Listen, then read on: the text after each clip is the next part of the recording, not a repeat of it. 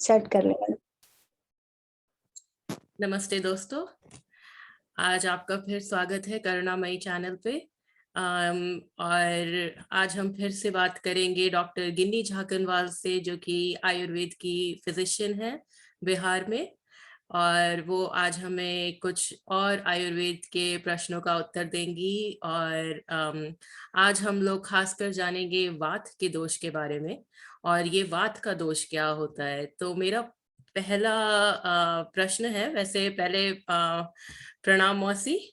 हाँ, अम, प्रणाम, खुश रहो। खुश धन्यवाद रहो, खुश चैनल रहो। पे आने के लिए। और आज का मेरा पहला क्वेश्चन आपके लिए है कि हम्म। वात दोष क्या होता है, इसका ये शरीर में कहाँ होता है, इसका क्या यूज है, वात दोष क्या करता है शरीर में। और अगर ये तीव्र हो जाए, एग्रवेट हो जाए, तो फिर शरीर में क्या हो सकता है।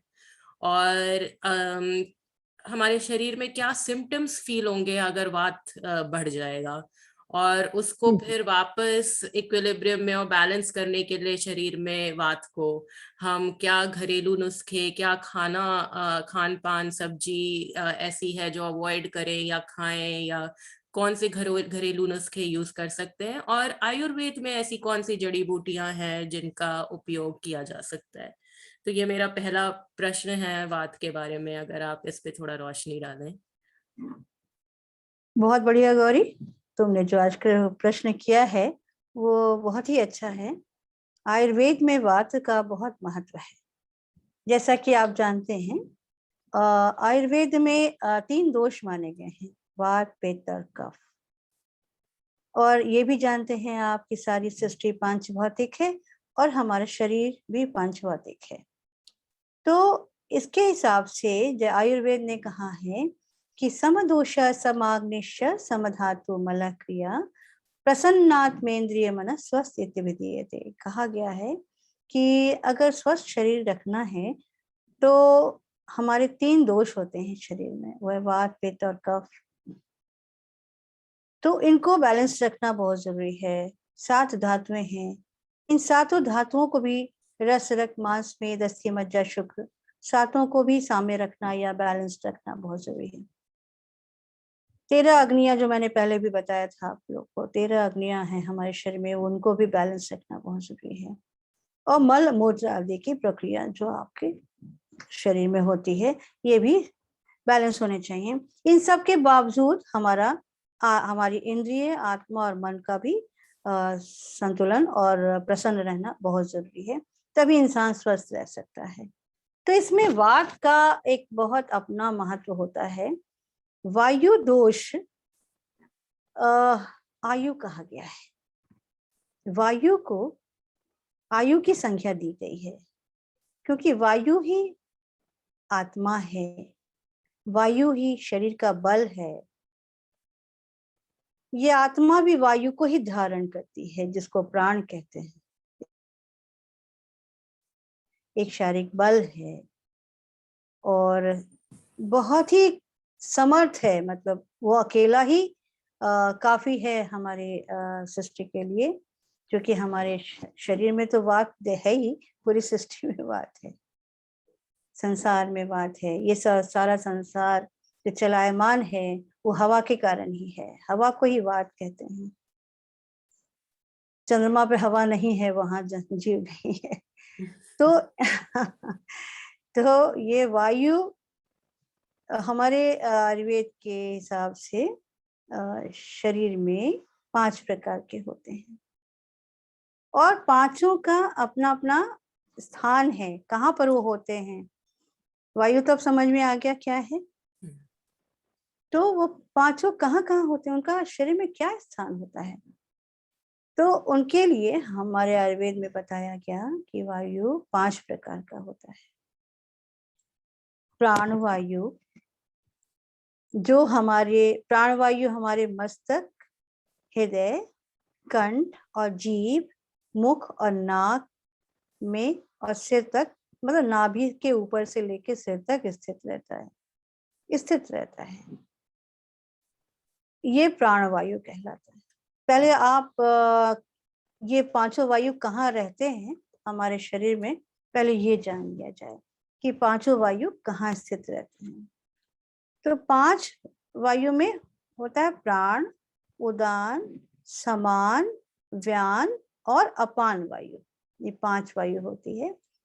प्राण वायु तो समझ चुके हैं आप। प्राण वायु आत्मा है जो हमारे शरीर में वास करती है। प्राण निकल जाने पर शरीरांत हो जाता है। दूसरी वायु होती है उदान वायु। उदान वायु का जो अपना स्थान होता है शरीर में, जहां पर वो रहता है, वह है नाभि, वक्षस्थल और कंठ। यहाँ पर उदान वायु का अपना स्वगृह होता है, अपना घर होता है। समान वायु का स्वेद दोष ना, जो समान वायु क्या करता है, ये जल वहन करने वाला होता है। जैसे रिसाव होता है ना, किसी चीज को लेके जाने वाला, तो पूरे शरीर में गमन करने वाला ये समान वायु होता है, जो जठराग्नि से के पास में रहता है, मतलब जठराग्नि के पीछे रहता है। ठीक, ये पूरे और शरीर में हाँ, गमन करता है। गमन करवाता है, हाँ, सबको लेके चल देता है। ठीक है, तो और ये जठराग्नि के जठराग्नि मतलब कि डाइजेस्टिव सिस्टम डाइजेस्ट सिस्टम के पार्श्व भाग में, जैसे आप बहुत जल्द खाना खा लेते हैं, तुरंत पेट चढ़ जाता है और डकार आने लगती है और परेशान, तो क्या है ये समान वायु है ना। वो जठराग्नि के पार्श्व में रहता है पार्श्व और मतलब? पीछे अच्छा, पार्श्व में, और अग्नि के बल को बढ़ाता है, मतलब जठराग्नि के बल को वो बढ़ाता है। ठीक है, अगर अब समान वायु कम हो गया या वृद्ध हो गया तो हमारी अग्नि मंद हो जाएगी या अग्नि तीव्र हो जाएगी। ठीक है ना, जैसे चूल्हे में आग दी जाती है, हाँ? ज्यादा हवा दोगे तो तीव्र हो जाएगी और उसको बुझा दोगे, पानी दोगे तो कम हो जाएगी। तो ये वायु हमारे जठराग्नि के पास होता है, और ये जल वहन करने वाला होता है ना, जल को एक जगह से दूसरी जगह ले जाने वाला। मतलब रस कहाँ बना, हमारे पक्वाशय बना, और रस का निर्माण होने के बाद रस को ले कौन जा रहा है, रस धातु को, तो वह है समान वायु। तो सबके रस अलग हमारा अलग, हमारा स्टमक में बनता है। हाँ, रस बना, जूस बन गया, पक्वाशय में चला गया, उसके बाद वो पक्वाशय वहां यानी? आपका जो इंटेस्टाइन है वहां पर जाके एब्जॉर्ब हो जाता है। ठीक है, उसके बाद आता है व्यान वायु। ये एक प्रकार का चौथा वायु है जो बहुत तेजी से सभी अंगों में व्याप्त हो जाता है, पूरे शरीर में व्याप्त हो जाता है और शीघ्र गमन करने वाला होता है, बहुत तेजी से गमन करता है ये। ठीक है, तीसरा पांचवा वायु होता है अपान वायु। अपान वायु का जो अपना स्थान है वो है नाभि से नीचे अंडकोश। ठीक है, मूत्राशय, ब्लैडर, यूरिनरी ब्लैडर, मूत्रेंद्रियां, जो भी हमारा ऑर्गन है, नाभि के नीचे जंघा प्रदेश, वक्षण और गुदा प्रदेश यानी कि रेक्टम, हाँ, वेजाइना, मूत्रमार्ग पार्ट नीचे का है, नाभि से नीचे का, वहां पर जो वायु है वो है अपान वायु। अगर इन सब चीजों की दृष्टि होती है, मान लीजिए आपका कॉन्स्टिपेशन हो रहा है, मल नहीं निकल रहा ठीक से, वो क्यों हो रहा है, या स्त्रियों में आपके जो रजस्राव होता है, मासिक होती है, मासिक लाना भी इसी वायु का काम है। शुक्र मासिक का मतलब? पीरियड का लाना, अच्छा, स्त्रियों में पीरियड का आना, मल मूत्र आदि का आना, शुक्र का बनना, स्पर्म ओवम का बनना या बाहर आना, या गर्भ का भी बाहर आना, यानी कि फीटस का, बच्चे का बाहर आना, ये सब काम अपान वायु के होते हैं, है ना। तो ये जगह भी है उसकी, इसी को अपान वायु कहते हैं। तो ये पांचों वायु हमारे शरीर में अपने अपने जगह पर स्थित होती है और अपना अपना कार्य करती रहती है, बड़ा डिसिप्लिन से ये कार्य करती है, बहुत अनुशासन की कमी हो जाए या वृद्धि हो जाए या बढ़ जाए तो वो रुष्ट भी हो जाती है और वो अपना अपना रूप दिखा निर्माण करती है और उनको भेदन करती है, उनको भेद बताती है वो कि ये मैं ऐसी व्याधि हूँ, क्योंकि अकेला वायु 80 प्रकार के रोगों को, अकेला वायु 80 प्रकार के रोगों को उत्पन्न करता है। आप देखिए कि वायु का, जैसे 5 वायु हैं, उनका प्राण वायु का काम है जो वायु शरीर का धारण करे, जो प्राण का धारण करे, मतलब आत्मा का धारण करे, है ना। और सच पूछिए तो ये संसार का ही धारण करने वाली है, ऐसी प्राणवायु। आप इसको ऑक्सीजन भी कह सकते हैं। ऑक्सीजन ना मिले आदमी मर जाएगा, ऑक्सीजन नहीं रहा तो चंद्रमा पे नहीं रह पाएगा, है ना। मतलब ऐसा जैसे हमारे कहीं ऑक्सीजन नहीं तो हमारा सर्वाइवल मुश्किल है। तो ये संसार का ये को धारण करने वाला है, ये भी कह सकते हैं। तो वायु की संसार को प्राणवायु, प्राणवायु, पहला प्राण पहले धारण तो करता ही है, प्राण का धारण करता है, आत्मा का धारण करता है, और संसार का भी धारण प्राणवायु ही करता है। दूसरा जो उदान वायु है, उसके भी बड़े अलग अलग कार्य हैं हमारे। जैसे आप बोलते हैं, हम बोलते हैं, तो ये बोलने के काम करना, अपने काम करने की चेष्टा करना, ठीक है, अपने शरीर में उत्साह को बढ़ाना। आप देखेंगे डिप्रेशन का पेशेंट है, अच्छा खासा है, हिस्ट पुस्ट है, लेकिन हर तरह से स्वस्थ लगता है शरीर से, लेकिन उदान वायु की गड़बड़ी भी ऐसी हो जाती है कि उसका उत्साह समाप्त हो जाता है, दुखी रहता है, परेशान रहता है, बल क्षीण हो जाता है। डिप्रेशन का पेशेंट वो बिस्तर से भी नहीं उठ पाता, वो चलना फिरना भी छोड़ देता है ना। तो ये वचन को निकालना या बोलना या यत्न करना, काम की चेष्टा करना, उत्साह का बढ़ाना, अपने अपने मन में उत्साह बढ़ना और बल को बढ़ाना, और हमारे जो कलर हैं, जो रंग हैं, वर्ण हैं, उनको भी ये बढ़ाता है, नॉर्मल रखता है, ठीक है। तो ये काम है उदान वायु का। तीसरा होता है समान वायु, इसका भी अपना काम होता है। ये उदान वायु, ये समान वायु, ये अन्न को पचाता है। मैंने कहा जठराग्नि के पार्श्व में रहता है, तो अन्न का पचाने का काम, माने वो जो उसका वेस्ट प्रोडक्ट होता है ना, जूस बना के वेस्ट प्रोडक्ट तक लाना और अलग कर देना, ये हमारी समान वायु का काम होता है, ठीक है। व्यान वायु हमेशा वो एक, हमने बताया था कि शरीर में गति उत्पन्न होती रहती है, गति करना, अंगों को जैसे फैलाना। मैं बात कर रही हूँ आपसे, लेकिन मेरा हाथ चल रहा है, ऐच्छिक अनैच्छिक क्रियाएं हो रही हैं, ठीक है। आंखों का मिचमिचाना, बातों के पलक का झपक जाना, ये सारी जो क्रियाएं हैं, अंगों का खिंचाव होना, ये सारी चीजें हमारी व्यान वायु करती है। और मैंने बताया समान वायु, अपान वायु, जो हमारे नाभि से नीचे के अंगों में प्राप्त होती है और उसका स्थान होता है।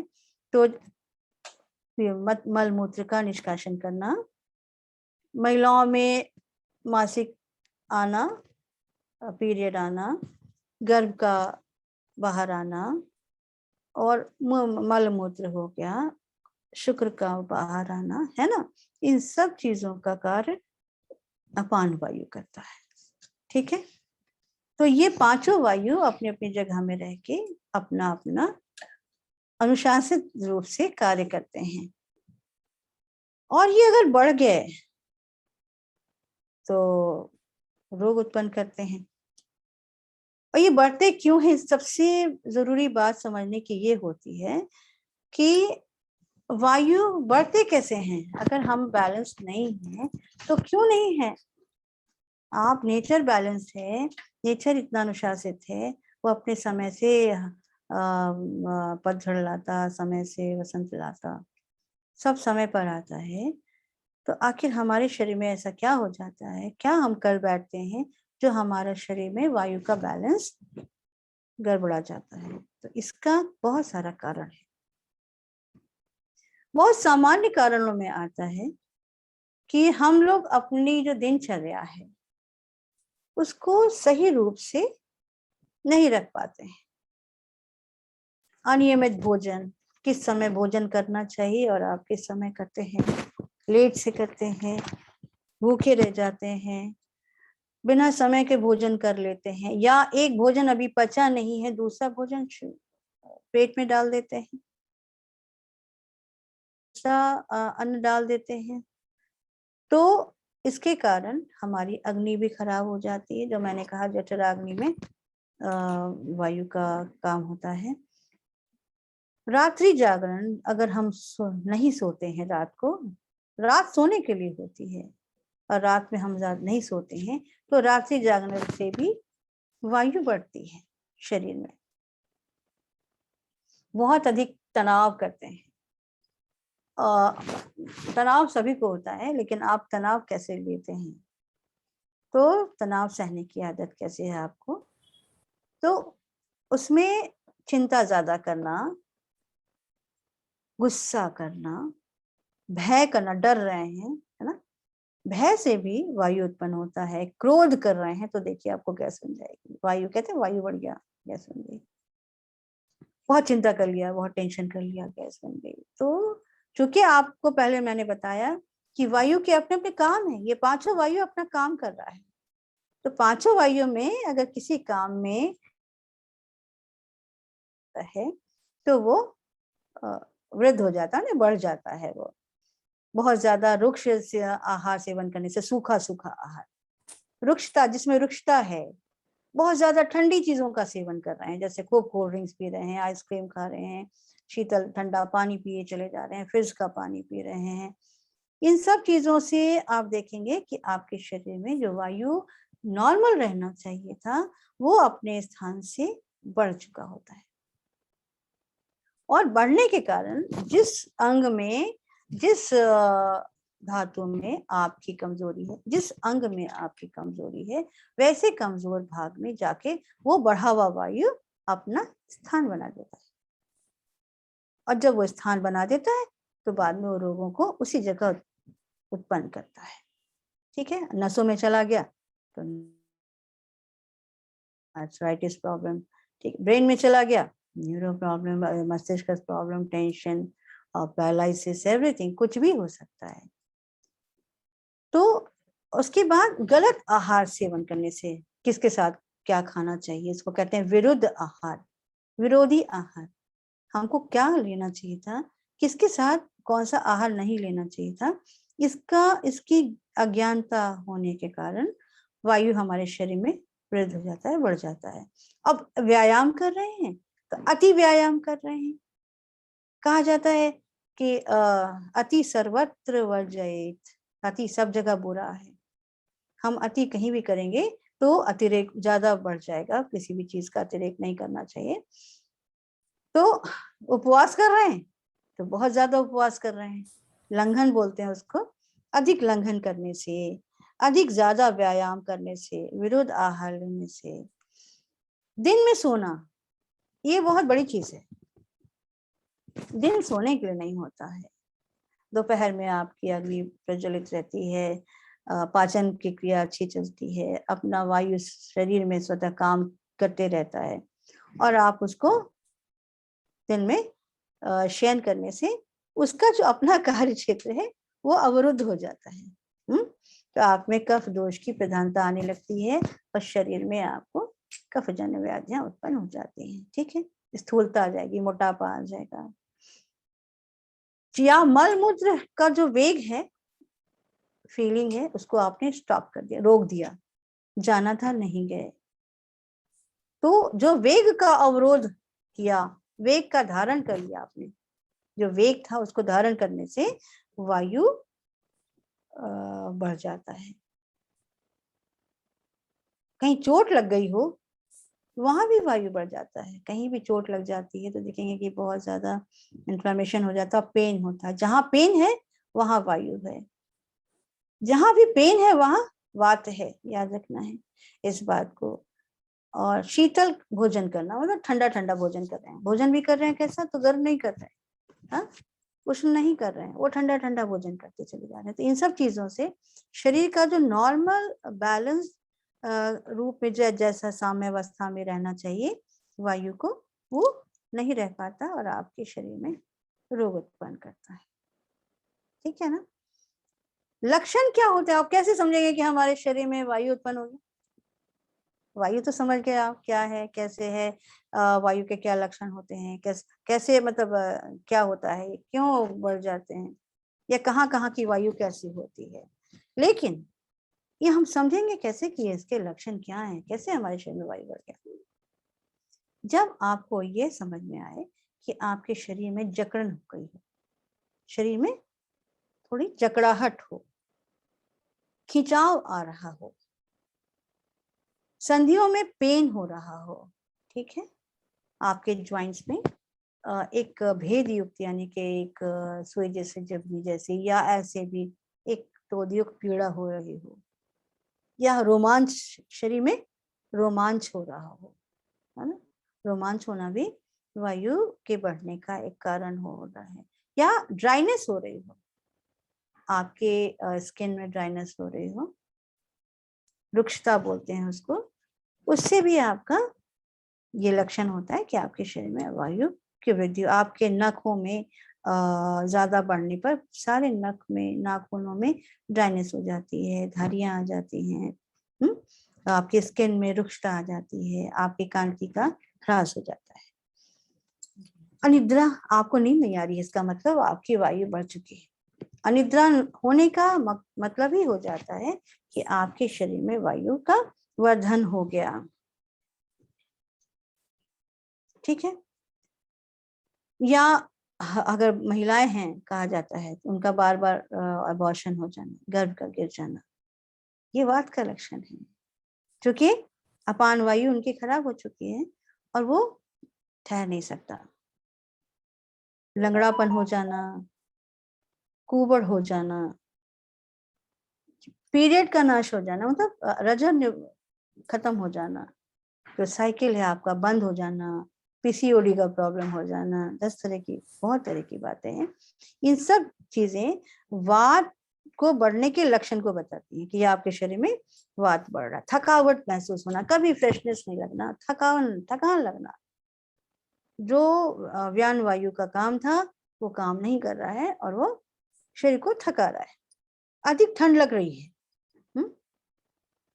ठंड कम है तो भी ठंड का ज्यादा लगना, और कहते हैं जैसे आलस्य तो होता ही है, और सुई जैसी पीड़ा होना, जैसे जॉइंट्स में जैसे लगता है सुई किसी ने चुभोया, अगर वैसी फीलिंग आ रही है तो आपके शरीर में वायु बढ़ चुका है, उसने अपना स्थान भी ले लिया है अस्थियों में, उसको आर्थराइटिस का रोग भी कहते हैं। दूसरा है कटकट की आवाज आना, ये बहुत प्रारंभिक अवस्था होती है वायु के बढ़ने की, जो बहुत आसानी से शो करता है, शरीर के ज्वाइंट्स में कट कट की आवाज का होना। तो ये बहुत लक्षण होते हैं जिनसे हम समझ सकते हैं कि हमारे शरीर में वायु बढ़ चुका है, बैलेंस नहीं है। तो करेंगे बैलेंस, कैसे करेंगे हम वायु को, हम कैसे बैलेंस कर सकते हैं? आयुर्वेद में कहा क्या है कि हमारा भोजन, ये जो कि हम आहार खाते हैं उसी से जूस का निर्माण, रस का निर्माण होता है, और पाचन होने के साथ ही अगर पाचन में हमारा वात नहीं बना तो शरीर में वात वृद्ध होकर नहीं जा सकता। ठीक है। समान वायु का जो काम था वो अगर उसने जठराग्नि से रस को अच्छे से बांट दिया तो वायु बढ़ेगा नहीं, कहाँ जाएगा, वो नॉर्मल ढंग से व्यान को उसके साथ भेज देगा पूरे शरीर में। ठीक है। बहुत वैज्ञानिक रूप से इस बात को समझने की आवश्यकता है। तो भोजन का बहुत बड़ा महत्व है वायु को ठीक करने में। तो हमें वो आहार लेने चाहिए जो वायु को बढ़ने ना दे। तो आप कैसे समझेंगे कि ये वायु बढ़ने का आहार है? सबसे पहली बात तो ये है, हमने एक बार और पहले बताया आपको कि नेचर में एक फॉर्मूला समझ लीजिए शरीर का और प्रकृति का, अपने आप को उसके साथ सामंजस्य बैठाने का क्या तरीका है।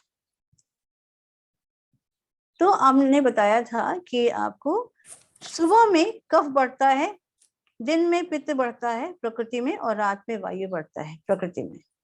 ठीक उसी प्रकार सुबह में शरीर में कफ बढ़ता है, दिन को पित्त बढ़ता है और रात को वायु बढ़ता है। ये बहुत अच्छा फॉर्मूला है। अगर इनको आप समझ लेंगे तो इससे काफी लाभ होता है मनुष्य को। तो ऐसी चीजें जो जाननी चाहिए कि इसमें वायु है या नहीं। तो वायु कारक आहार कौन कौन से हैं, एक बहुत ही सामान्य तौर पे मैं आपको बताती हूँ।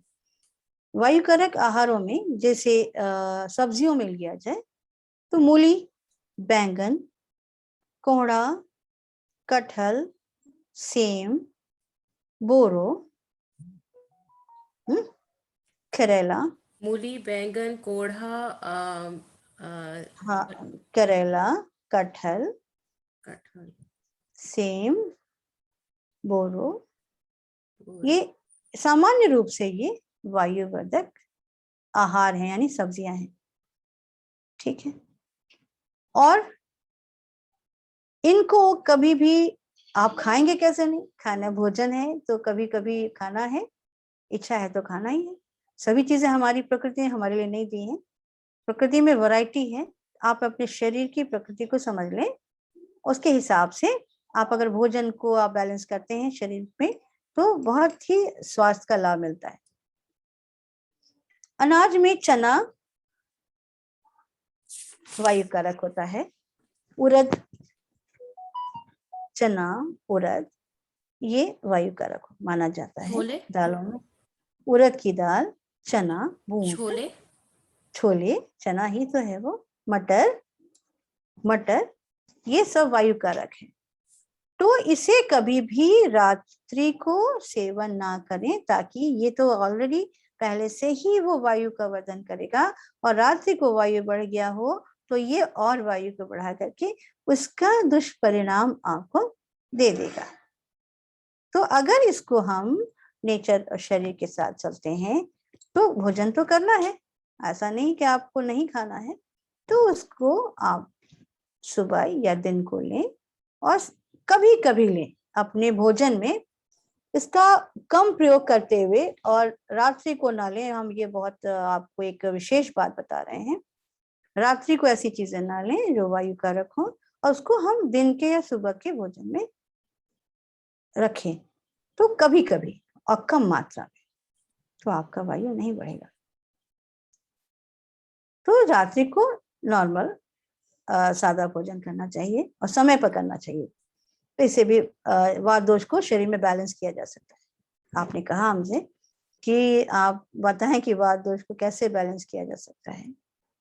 तो बैलेंस करने के लिए भोजन का सही रूप से पाचन होना चाहिए, समय रूप से भोजन करना चाहिए और समय पर करना चाहिए। ज्यादा चिंता नहीं करनी चाहिए, ये हमारे हाथ में है कि हम अगर चिंता आती भी है तो उसको हम कैसे कम कर सकते हैं। शुद्ध ताजा फल और शुद्ध ताजी सब्जियों का सेवन करने से सही पाचन होता है, और जब सही पाचन होता है तो आप वायु को बैलेंस कर सकते हैं अपने शरीर। ठीक है। तो जो समा अग्नि है वो पाचन में मदद करती है, वो पाचन में मदद करने, वो वेस्ट प्रोडक्ट और वो डाइजेस्टिव जूस को अलग कर देती है, बांटने का काम उसका है। अलग कर डाइजेस्टिव जूस, हाँ, वो अलग कर देती और है। व्यान वायु डाइजेस्टिव जो जो लेकर के लेके वहन करती है, वहन वहन करती है माने, वहन करती है माने उसको चलाती है, एक जगह से दूसरी जगह ले जाती है। और समान ठीक है ना, वायु जो है क्योंकि अलग करती है तो वेस्ट नीचे ये निकल जाता है। हाँ, वो एक मशीन है ना, मशीन में सब चीजों का अलग अलग काम बटा हुआ है। एक ने बना दिया, दूसरे ने उसको वहां से पास किया, और पास किया बाकी लोगों ने अपना अपना उसका काम किया। तो ऐसे है। तो सम्यक पाचन होना सबसे बड़ा भोजन है। भोजन करेंगे सही रूप से तो वायु का वर्धन नहीं होगा, वायु नहीं बढ़ेगा। हाँ, भोजन भी कर रहे हैं, चिंता भी कर रहे हैं, गुस्सा भी कर रहे हैं तो वही बढ़ेगा। तो बैलेंस रखिए, प्रसन्न रहिए। हमने पहले ही कहा प्रसन्नात्मेन्द्रिय मना स्वस्थ इति विधीयते। प्रसन्न रहिए, अपनी आत्मा को प्रसन्न रखिए, मन को, इंद्रियों को प्रसन्न रखिए, ये बहुत जरूरी है। समय पर आहार लेना और समय पर प्राणायाम और योग करना। योग और प्राणायाम का बहुत महत्व है हमारे जीवन में। तो सुबह उठ करके, सुबह आपका शरीर अगर कफ दोष को उत्पन्न करता है ना, शरीर में भी और नेचर में, तो सुबह समय पर उठें, प्रातःकाल उठें, सूर्योदय के साथ उठें और पानी पिए, 1 गिलास उष्ण पानी। तो वो कफ दोष आपके नीचे निसरित हो जाता है और आपके मल को बाहर कर देता है स्वतः रूप से। तो ये स्वाभाविक प्रक्रिया है जिससे कि आपका वायु दोष नहीं बढ़ता है। उसके बाद आप प्राणायाम करें। प्राणायाम में बड़े अच्छे विधान हैं आपके जो आप कर सकते हैं। प्राणायाम में भी क्या है, ये वायु है। मैं आपको बताना चाहूं कि प्राणायाम है क्या, प्राण वायु का आयाम माने खींचना और छोड़ना ही प्राणायाम है। प्राण वायु का छोड़ना और लेना, आयाम करना, ये प्राणायाम है। ठीक है, तो ये चीज अगर समझ के प्राणायाम किया जाए तो वो प्राणवायु आपके हर पार्ट को, आपके इंद्रियों को भी स्वस्थ करती है। क्योंकि ये प्राणवायु है जो अधिष्ठात्री है, जो हमारे शरीर को धारण करती है। इसलिए हम लोग प्राणायाम करने से हम लोग को बहुत लाभ मिलता है। क्योंकि हमने सबको तो अपने ऑर्गन को जिम जा करके, खाना अच्छा खा के मसल्स बना लिया, ये बना लिया, सब कुछ अपना बहुत टोन अप कर लिया, पूरा बलिष्ठ हो गए, लेकिन प्राणवायु के लिए क्या किया? जो प्राणवायु हमारे पूरे शरीर को धारण किए हुए है, उसको आपने कमजोर कर दिया। तो प्राणायाम करने से सबसे अच्छी बात है कि हमारा शरीर पुष्ट होता है, स्वस्थ रहता है और हमारे शरीर में प्रसन्नता आती है, हल्कापन आता है, शांति मिलती है। जहां तक हमने आपको बताया कि भोजन का बहुत महत्व है, उसी प्रकार हमारे घरेलू चीजों का वायु ना बने तो रोजमर्रा की जिंदगी में कुछ ना कुछ तो हम खा ही लेते हैं। तो ठीक है, हमने उसका सेवन कर लिया, तो उसको हम बढ़ने ना दें, तो उसके लिए कुछ उपाय भी घरेलू करने चाहिए। जैसे सौंठ का प्रयोग करना, जीरा का और सौंठ का प्रयोग करना, अदरक का प्रयोग करना, हींग का और सौंफ का प्रयोग करना, भुनी सौंफ, कच्ची सौंफ, जैसे 5-5 ग्राम ले लिया, दोनों पीस लिया, इसको पानी मिला के पी लिया।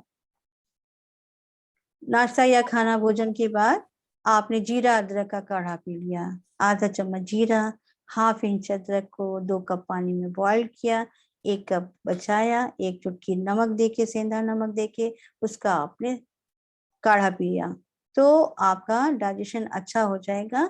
और जो वायु दोष अगर अभी आपके भोजन में गया भी हो तो वो फिर से उसका दुष्प्रभाव हमारे शरीर पर नहीं पड़ेगा और हम वायु दोष के बढ़ने से बच जाएंगे। ठीक है, परवल हमारे यहाँ एक सब्जी बताई गई है।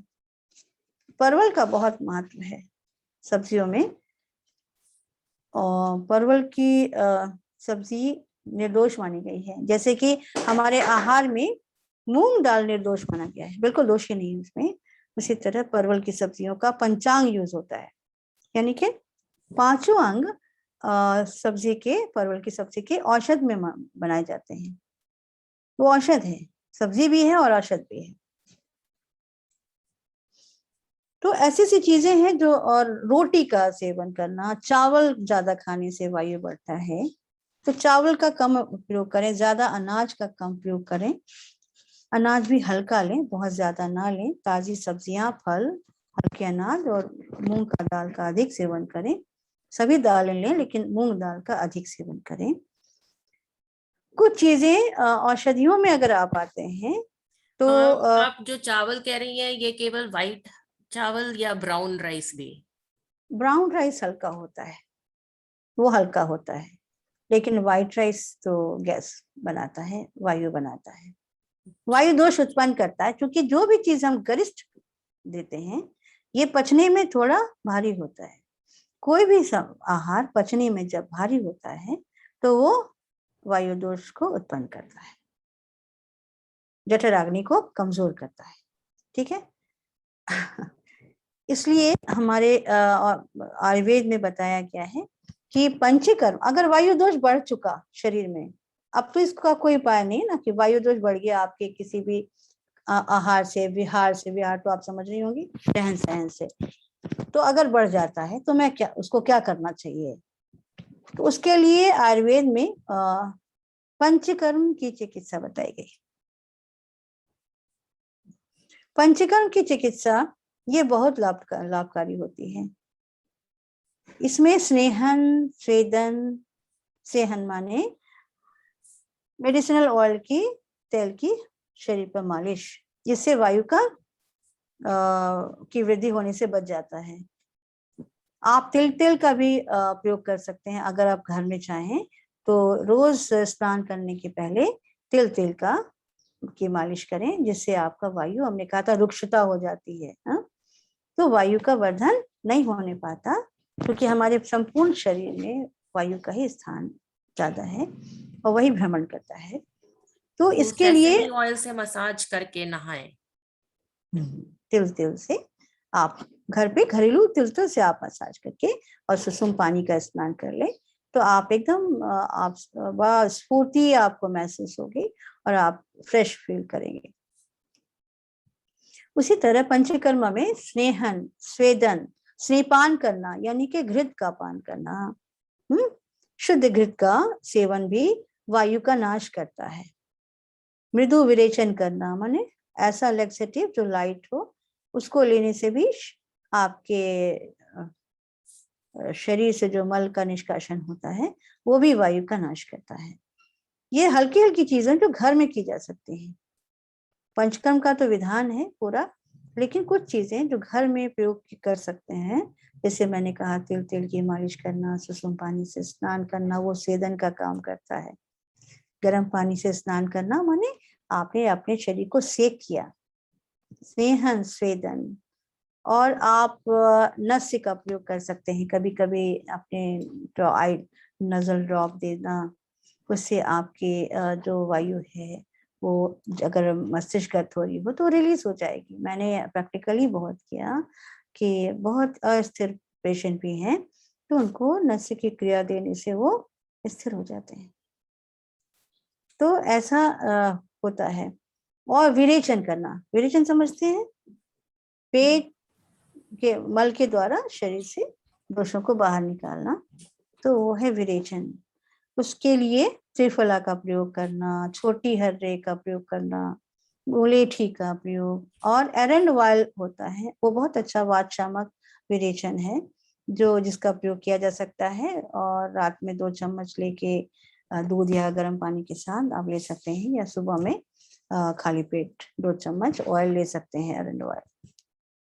ये तो चिकित्सा के रूप में आ जाता है। घरेलू में तो मैंने बताया आपको, जीरा अदरक का काढ़ा बताया, सौंफ बताया मैंने, भुना सौंफ, कच्ची सौंफ और भुनी हुई सौंफ दोनों को कॉम्बिनेशन दे करके 5-5 ग्राम का, उसको पानी के साथ आप ले सकते हैं। परवल का ताजा रस, परवल का रस मिश्री मिला के, ये एकदम घरेलू उपाय है। अजवाइन और काला नमक, इसका भी प्रयोग आप कर सकते हैं, खा करके पानी पी लें। आप चावल बनाते हैं तो उसमें मांड निकलता है, मांड बोलते हैं पसा के, तो उसमें जो मांड निकलता है चावल का, उसमें काला नमक दे करके और भुना हुआ जीरा दे के उसका भी सेवन करने से आपका वायु दोष कम रहता है। मांड क्या होता और है? चावल जब बनता है, चावल पसाते हैं, बॉयल करते हैं तो पानी उसका गिराते हैं, जब पक जाता है चावल, तो जो चावल का पका हुआ पानी जब बाहर आता है, जब आप उसको छानते हैं, उसको मांड बोलते हैं। उस मांड में काला नमक, भुना हुआ जीरा के साथ उसका सेवन करें 1 कप भी, तो आपके हित के लिए होता है। ये शुगर पेशेंट के लिए नहीं है। ये अलग अलग रोगों के हिसाब से और रोगियों के हिसाब से वो औषधियां बताई जाती हैं। सामान्य रूप है ना, सामान्य हम कैसे रह सकते हैं। और पुदीने का पत्ते का रस भी आप उसका शरबत बना करके पी, खुद ही शरबत बना के पीने से वायु दोष कम होता है। तो बहुत सारे कारण हैं जो शरीर में आपको वायु दोष उत्पन्न करने से रोकते हैं। ऐसा जो हमारा आयुर्वेद, हमारे पुरातन ऋषि मुनि जो उन्होंने बताया है, हमारे जीने की कला बताई है, जो चिकित्सा बताई है, उसको हमारे आहार में डाल दिया। हींग का प्रयोग करते हैं आजकल, हींग नहीं प्रयोग करते, लोग भूल गए। जबकि हमारे हींग का प्रयोग हमारे आहार में नित्य प्रति आपको सेवन करना है। जब आप दाल छौंकें, आप हींग से छौंक दें, या आप सब्जी बनाती हो तो सब्जी में हींग का सेवन कर दें, डालें। तो हींग का प्रयोग करना, अजवाइन का प्रयोग करना, अदरक का, सूखी सौंठ का प्रयोग करना, काली मिर्च का प्रयोग करना, ये सब चीजें वायु विकार को उत्पन्न होने से बचाती हैं। बचाते हैं। नहीं, बहुत ही अच्छा।